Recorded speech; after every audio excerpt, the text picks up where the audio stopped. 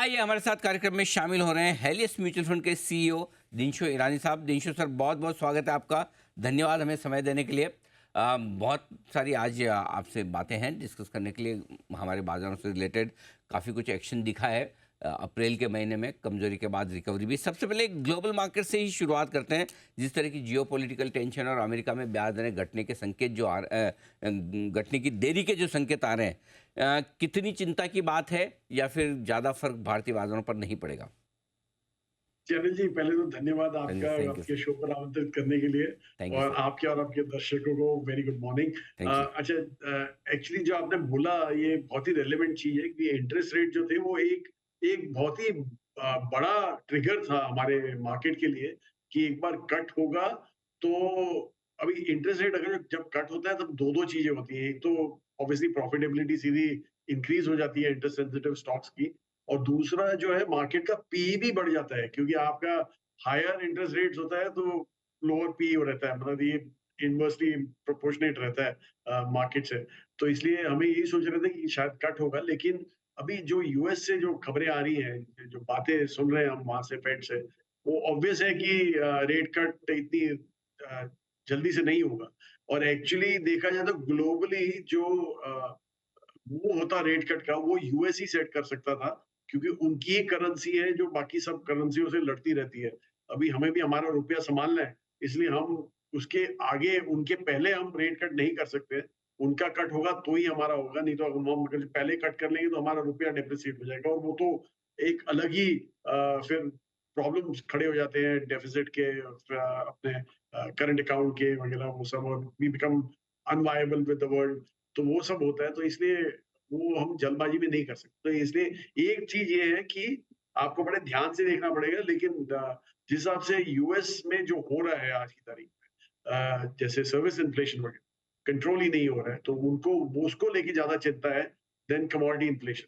इसलिए जो आपने बोला जियोपॉलिटिकल टेंशन, उसके चलते मुझे नहीं लगता कि इतना ज़्यादा, अनलेस ऑब्वियसली कुछ ज़्यादा ही वो इज़राइल और ईरान के बीच में कुछ ज़्यादा अ, तनाव हो जाए, बढ़ जाए और लड़ाई झड़ जाए, तो फिर हो कुछ प्रॉब्लम हो सकता है, लेकिन आज की तारीख में उसको लेके इतना तनाव नहीं है जितना इंटरेस्ट रेट को लेके।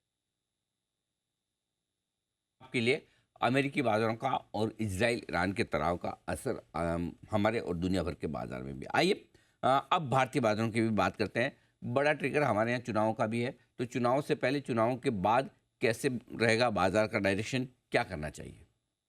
जी, अनिल जी, एक्चुअली 2-2 ट्रिगर है, चुनाव भी है और बजट भी आने वाला है इसके राइट, राइट। इमीडिएटली बाद। तो इसलिए तो हमें लग रहा है कि ये पीरियड में, और एक्चुअली आप इस बार तो जो चुनाव है वो 1.5 महीने के होने वाले हैं, ऑलरेडी चालू हो चुके हैं, इसलिए आपने देखा है कि और उसके बीच में जो र्यूमर्स घूमते हैं वगैरह, वो सब बाजार के साथ बहुत ही ज़्यादा उथल-पुथल करते हैं नॉर्मली। तो इसलिए वो फिर बजट आई थिंक एक बार वो आउट ऑफ द वे हो जाए तो उसके बाद ही आपको फ्रेश व्यू लगेगा। बहरहाल जो क्वार्टरली नंबर्स आ रहे हैं, वो आपने देखा भी है कि जहाँ-जहाँ डिसअपॉइंटमेंट है, मार्केट छोड़ा नहीं है उनको, उन स्टॉक्स को इतनी अच्छी तरह से, मतलब जैसे काफ़ी आईटी के 2-3 मिड के सॉरी स्मॉल कैप के आए थे रिजल्ट, उतने अच्छे नहीं थे, तो मार्केट में काफ़ी करेक्शन दिखा। क्योंकि ये सब जो है आज की तारीख में आनंद जी, कि वैल्यूएशन थोड़ा स्मॉल कैप में थोड़ा बिल्कुल ही स्ट्रेच होके पड़ा हुआ है। इसलिए थोड़ा भी डिसअपॉइंटमेंट जहाँ आता है, और जैसे मैं पहले से भी बोलता आ रहा था कि valuation can remain unreasonable for a long time, लेकिन उनको करेक्ट होने के लिए एक नेगेटिव ट्रिगर चाहिए, और ये शायद क्वार्टरली नंबर्स ही हैं जो नेगेटिव ट्रिगर्स हैं इन सब में। तो इसलिए हमें लग रहा है कि ये क्वार्टर भी एक्चुअली हमें इतना अच्छा नहीं दिख रहा है फ्रैंकली। तो इसलिए लग रहा है कि थोड़ा बाजार से आप थोड़ा, आपको कंजर्वेटिव रहना पड़ेगा, आपको वेरी केयरफुल रहना पड़ेगा और आपके खुद के स्टॉक पिक के हिसाब से चलना पड़ेगा। वो rising tide lift all boats वो स्टोरी तो गई अभी इस बार तो 24 के लिए एटलीस्ट। बिल्कुल ठीक बात है। तो थोड़ा सावधान तो रहना ही पड़ेगा, इसमें कोई डाउट ही नहीं। रिजल्ट सीजन पर आपसे राय लेना चाहता हूँ। अब तक जो नतीजे आए हैं, आईटी कंपनियों के भी आ चुके हैं, प्राइवेट बैंक्स आपके फेवरेट फेवरेट स्पेस से, वहाँ से नंबर से अभी तक के नंबर से क्या संकेत ले रहे हैं सर, और आगे के लिए क्या है उम्मीद?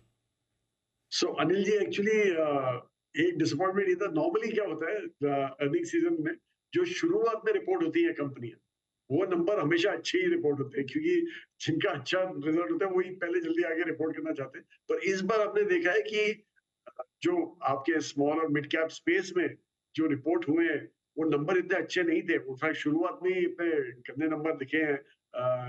मतलब गंदे तो नहीं बोल सकते, लेकिन या थोड़ा एक्सपेक्टेशन से कम थे।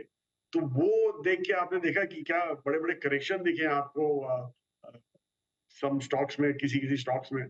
तो हमें लग रहा है कि ये क्वार्टर एक्चुअली देखा जाए, ओवरऑल मार्च का क्वार्टर, एक थोड़ा-सा डिसअपॉइंटिंग क्वार्टर रहेगा बाजार के लिए, क्योंकि जो ग्रोथ आपने जो दिसंबर से पहले जो 6 क्वार्टर थे, उनमें जो ग्रोथ देखा था उससे थोड़ा नम ही रहेगा यहाँ पे। और एक्चुअली डिमांड भी देखिए आप मार्केट में, इतना ज़्यादा डिमांड, मैं एक्चुअल मार्केट की बात करूँ, वहाँ पे इतना ज़्यादा डिमांड ग्रोथ वगैरह भी नहीं दिख रहा है हमें। और ये इंडिकेशन एक्चुअली आपको दिसंबर में ही मिल गया था, जब end off season cell actually 1 महीने से प्रीपोन हो गई थी। और दिसंबर के तीसरे या चौथे हफ्ते में ही चालू हो गई थी end off season cell. Normally festive season में नहीं होता है एंड ऑफ सीजन सेल, वो जनवरी में पुश ऑफ हो जाता है, क्योंकि इन्वेंटरी बिल्डअप होती है, तो पुश ऑफ होता है। इस बार तो पहले ही इन्वेंटरी बिल्डअप हुई, तो हमें क्लियर था कि डिमांड थोड़ा कंस्ट्रेंट हो रहा है, कंजम्पशन स्पेस में थोड़े प्रॉब्लम हो रहे हैं। तो इसलिए हमने पहले ही सोच लिया था कि थोड़ा हल्का हो जाइए इस स्पेस में, और जो पैसा है वो थोड़ी डिप्लॉय यहाँ-वहाँ कर दिया हमने दूसरी जगह पे।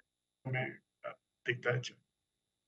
तो ये रिजल्ट सीजन पर पूरा का पूरा आउटलुक निश्चित सर की तरफ से। सर, एक और चीज़ जो जानना चाहता हूँ, इस वक्त क्या आपको अच्छा लग रहा है निवेश करने के लिए? आज से कहाँ पैसा लगाना चाहिए? जो अनिल जी, एक्चुअली आपने एक चीज़ बोली जो शुरुआत में, कि फाइनेंस की कंपनियाँ भी आई थी, वो मैंने टच अप नहीं की उस पे। हुँ, हुँ। उनके नंबर बैंक से, प्राइवेट सेक्टर बैंक के जो नंबर आए थे, वो तो बहुत ही बढ़िया थे। फॉरवर्ड इंडिकेटर्स भी बहुत बढ़िया थे।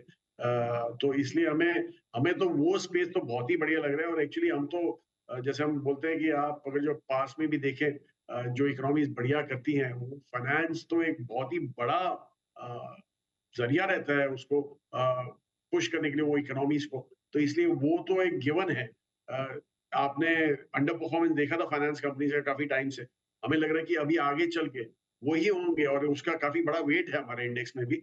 तो वो आगे चल के वही है सेक्टर जो इंडेक्स को भी सँभालेगा, और ऑब्वियसली हमारी इकोनॉमी को भी पुल अप करेगा। इसलिए वो सेक्टर तो एक गिवन है।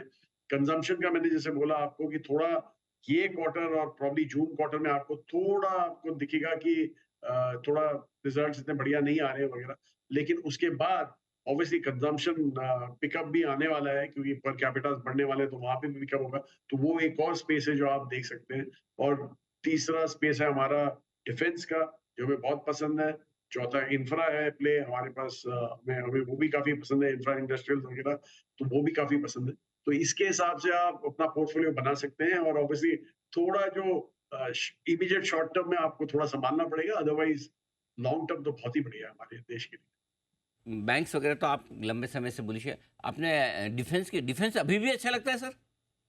बिल्कुल जी, बिल्कुल। एक्चुअली हमें तो ये लग रहा है कि डिफेंस का नौ हम एक आउटसोर्सिंग बेस बन जाएँगे दुनिया के लिए। हाँ। क्योंकि आप देखिए जो ग्लोबल तनाव जो हो रहे हैं, उसमें एक्चुअली अभी डिफेंस स्पेंड सबके बढ़ रहे हैं। और इनफैक्ट यूरोप भी डिफेंस स्पेंड बढ़ा रहा है अपने। तो ये सब सप्लाई कहाँ से आएगा? एक फ्रेंडली देश से ही आ सकता है। और India is a very friendly देश है, क्योंकि ग्लोबली आप देखें तो काफ़ी हद तक हम बड़े नम रहते हैं नॉर्मली। तो इसलिए हमारे से एक हो सकता है कि हम एक बेस बन जाएँ ग्लोबली। और इसीलिए आपने देखा है कि काफ़ी टाई भी हो रहे हैं डोमेस्टिक में इंटरनेशनल प्लेयर्स के साथ। तो इसलिए हमें वो तो बहुत ही अच्छा लगा। Okay, interesting. तो डिफेंस शेयर हुआ। अच्छा सर, एक कल है ना, समीर सर का एक ट्वीट मैंने पढ़ा था। आपने देखा, नहीं देखा? आपने पढ़ा कि Helios is always driven by AI, Arora ji, Irani. तो ये तो हाँ, अब इसमें आर्टिफिशियल कौन है और इंटेलिजेंस कौन है? थोड़ा मुश्किल सवाल। नहीं, नहीं सर, दोनों मिलके ही एआई बन जाते हैं, अदरवाइज़ सेपरेट कर नहीं सकते आप। तो सर, वैसा है। केवल मुश्किल सवाल का बहुत ही बढ़िया जवाब दिया है। सर, ये समीर सर को आइडिया आते कहाँ से ये? पता नहीं, मेरे सामने बनाया उन्होंने बैठ हाँ, के। रियली? अरे क्या बात है! वंडरफुल। मतलब उनके ट्वीट पढ़ने का हाँ, अरे अमेजिंग, अमेजिंग। और आप आमने सामने मिलेंगे ना हाँ तो बड़ा मजा आता है, एकदम वो दिल खोल के बात करते हैं एकदम। जो अच्छा, अगर वो दीप अगर कुछ अच्छा नहीं लग रहा होगा मेरे बारे में आपको तो बोल देगा, वो होता है अरे ये क्या है, ऐसा नहीं है, लेकिन इज़ वेरी स्वीट गाय, इसमें कोई डाउट नहीं। बहुत बहुत धन्यवाद निशा सर आपका, थैंक यू सो मच समय देने के लिए और हमारे दर्शकों को आज डायरेक्शन देने के लिए बाजार के बारे में। धन्यवाद अनिल जी, हमेशा मजा आता आपके शो का। Thank you sir, thank you so much.